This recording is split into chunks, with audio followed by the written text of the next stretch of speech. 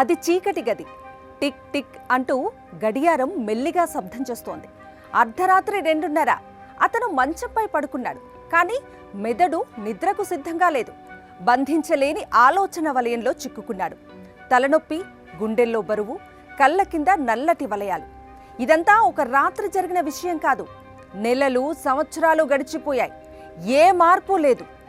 ఎన్నో నిద్రలేని రాత్రులు, అంతులేని వేదన. ఈ పరిస్థితి కోట్లాది మంది భారతీయులది. సంగీత ప్రపంచంలో వెలుగొందిన గాయని కల్పనది కూడా ఇదే సమస్య. తన పాటలతో టాలీవుడ్ను మైమరిపించిన ఆమెకు నిద్ర మాత్రం బద్ధ శత్రువు. అందుకే డాక్టర్ సూచించిన దానికంటే నిద్రమాత్రలు ఎక్కువగా మింగేశారు. అవి ఆమె శరీరాన్ని మత్తులో ముంచేశాయి. ఆస్పత్రి వరకు తీసుకెళ్లాయి. ఇంతకీ కల్పనతో పాటు దేశంలో కోట్లాది మంది అనుభవిస్తున్న ఈ నిద్రలేని రాత్రుల కథల వెనుక ఉన్న రుగ్మత పేరేంటి? నిద్రమాత్రలు అధిక మోతాదులో తీసుకోవటం వల్ల వచ్చే ప్రమాదాలేంటి? ఏదో ఒక సమయంలో నిద్రలేమి సమస్య చాలా మందికి ఉంటుంది. కానీ అది నెలలు, సంవత్సరాలు కొనసాగితే దాన్నే ఇన్సోమ్నియా అంటారు. ఇది ఒక వ్యాధి కాదు, రుగ్మత అంటే డిజార్డర్ అన్నమాట. భారత్లో 46 కోట్ల మంది ఇన్సోమ్నియాతో పోరాడుతున్నారు. మహిళలే ఈ రుగ్మతకు అతిపెద్ద బాధితులు. ఇన్సోమ్నియాతో బాధపడే వారిలో 68% మంది మహిళలే ఉన్నారు. 35 ఏళ్లకు పైబడిన వారిలో ఈ సమస్య మరింత తీవ్రంగా ఉంది. నిద్ర మన శరీరానికి అందించే ఒక శక్తివంతమైన ఔషధంలా పనిచేస్తుంది. అది తక్కువైతే మన జీవితం నిశ్శబ్దంగా విచ్ఛిన్నమవుతుంది. నిద్రలేమి వల్ల మానసిక, శారీరక ఆరోగ్యంపై ఎన్నో విధాలుగా ప్రభావం పడుతుంది. ఇన్సోమ్నియాతో బాధపడుతున్న వారిలో 30% మంది అల్జీమర్స్, డిమెన్షియాకు గురవుతున్నారు. మతిమరుపు 2 రెట్లు పెరుగుతుంది. ఆలోచన శక్తి 40% తగ్గిపోతోంది. చేసే పొరపాట్లు 30% పెరుగుతాయి. 50% మంది మధుమేహ రోగులకు నిద్రలేమి ప్రధాన సమస్యగా ఉంది.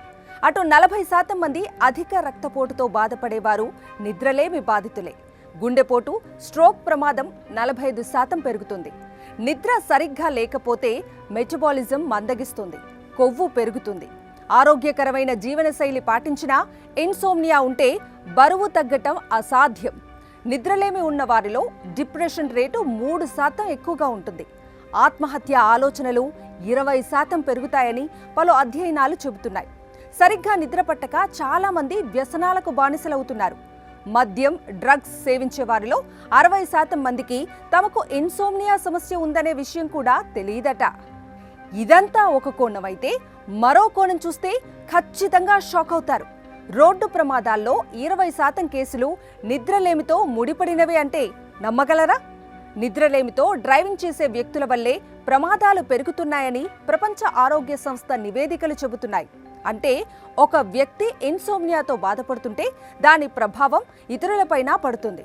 ఎందుకంటే రోడ్డు ప్రమాదాల్లో కేవలం నిద్రలేమితో బండి నడిపిన వ్యక్తి మాత్రమే చనిపోడు కదా. అంటే పరోక్షంగా ఏటా లక్షల మంది ప్రాణాలను హరిస్తున్న రుగ్మత ఇన్సోమ్నియా. ఇటు నిద్రలేమి సమస్య పెద్దలకు మాత్రమే కాదు, ఇండియాలో 20% మంది పిల్లలు, విద్యార్థులు ఈ రుగ్మతతో బాధపడుతున్నారు. స్క్రీన్ టైం పెరగటమే దీనికి అతిపెద్ద కారణంగా డాక్టర్స్ చెబుతున్నారు. మరికొందరు విద్యార్థులకు మాత్రం పరీక్షల ఒత్తిడితో అసలు నిద్ర పట్టదట. ఎగ్జామ్స్ ఉన్నంత కాలం ఇదే పరిస్థితి ఉంటుంది. ఎగ్జామ్స్ అయిపోయిన తర్వాత కూడా కొంతమందికి ఇదే కొనసాగుతూ పోతోంది. చివరకు సంవత్సరాలు గడిచిపోయిన తర్వాత కానీ ట్రీట్మెంట్ తీసుకొని దుస్థితి దాపరిస్తోంది. మొత్తంగా చూస్తే 35% మంది విద్యార్థులకు నిద్రలేమి కారణంగా చదువులో రాణించలేకపోతున్నారు. దీనికి కార్పొరేట్ కాలేజీల వ్యవస్థ కూడా కారణంగా ఉంది. బట్టి చదువులు, గ్యాప్ అవ్వకుండా పిల్లలను చదవాలంటూ హింస పెట్టడం, లేట్ నైట్ స్టడీ లాంటి అంశాల కారణంగా పిల్లలు నిద్రలో దాదాపు 2 గంటల సమయాన్ని కోల్పోతున్నారు. ఉదయాన్నే కాలేజ్ బస్సుల్లో నిద్రపోతూ తరగతి గదుల్లో ఇబ్బంది పడుతున్నారు. ఇది అటు తిరిగి ఇటు తిరిగి ఇన్సోమ్నియాకు కారణమవుతోంది. ఇలా విద్యార్థుల నుంచి వృద్ధుల వరకు నిద్రలేమితో బాధపడుతూ చివరకు ఆస్పత్రి గడప తొక్కుతున్నారు. వారిలో కొంతమందికి డాక్టర్స్ నిద్ర మాత్రలను సూచిస్తున్నారు. అవి కూడా మందులే. అవి మెదడుపై పనిచేస్తాయి, నిద్రలోకి జారుకునేలా చేస్తాయి. అయితే డాక్టర్ చెప్పిన దానికంటే ఎక్కువ మోతాదులో నిద్ర మాత్రలు తీసుకోవటం చాలా ప్రమాదం.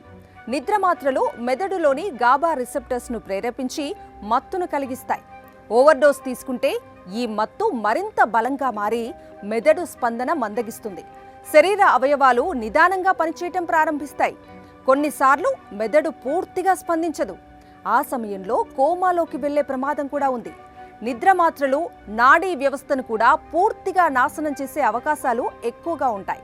శరీరంలోని ఆక్సిజన్ సరఫరా తగ్గిపోతే ఎంతో డేంజర్. నిద్ర మాత్రలు ఓవర్ డోస్ తీసుకుంటే శరీరం పూర్తిగా ఆ మందుల ప్రభావానికి లోనైపోతుంది.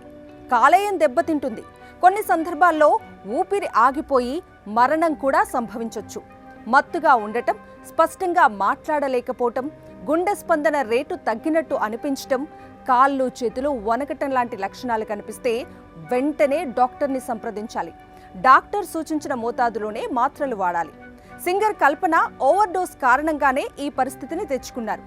దేశంలో చాలా మంది డాక్టర్ను సంప్రదించకుండానే నిద్ర మాత్రలు వాడుతున్నారని పలు నివేదికల్లో తేలింది.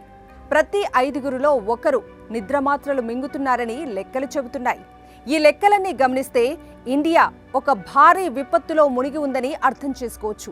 మన జీవితానికి నిద్ర అవసరం, కానీ విలాసం కాదు. శరీరానికి, మెదడుకు నిద్ర అవసరమైన ఔషధం, కానీ ఓవర్ డోస్గా నిద్ర మాత్రలు తీసుకోవటం, అసలు డాక్టర్ చెప్పకుండానే ఆ మాత్రలు వేసుకోవటం ఎంతో ప్రమాదం.